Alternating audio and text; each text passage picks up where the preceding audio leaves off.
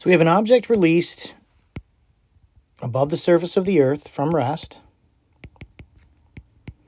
And we know it's going to free fall with an acceleration g.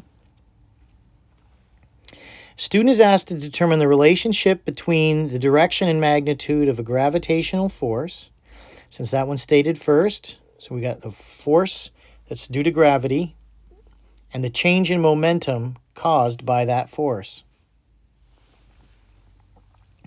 So what data would the student collect to determine the magnitude and direction of the force and the change in momentum? Well, let's start with the change in momentum. To do the change in momentum, we need the mass, and we need the change in velocity, which is mass v minus v0. So the first choice says we need the mass. The next choice says we need the mass. And if we look at the third choice, it says we need the velocity. And there's no mass listed. So it looks like this choice is out right off the bat because we don't have a way to get the mass of the object. And if we look at the fourth choice, the distance fallen by the object,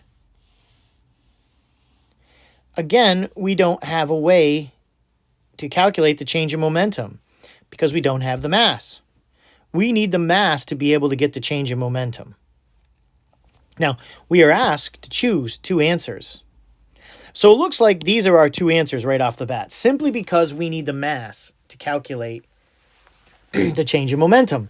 And the other two don't provide the mass.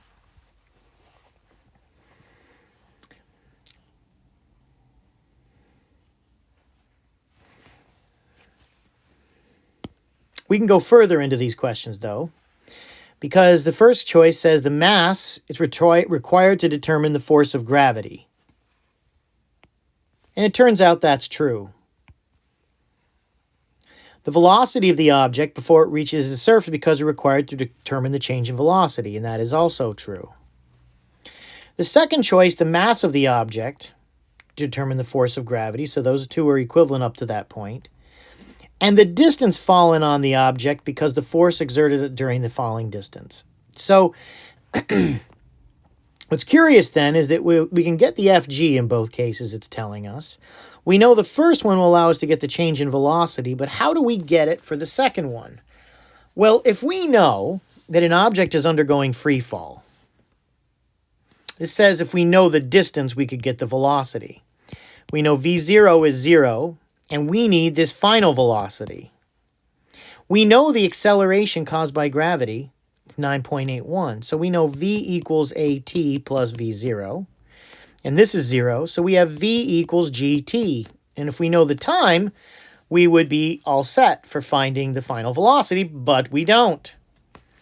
But we have a second equation, x equals 1/2 AT squared plus V0t plus x0.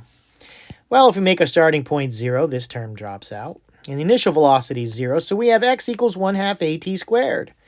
Well, if we know that height, that distance fallen, we know the acceleration is g, and therefore we can find the t. This is known, we can find this t, plug it in here, and we know the velocity.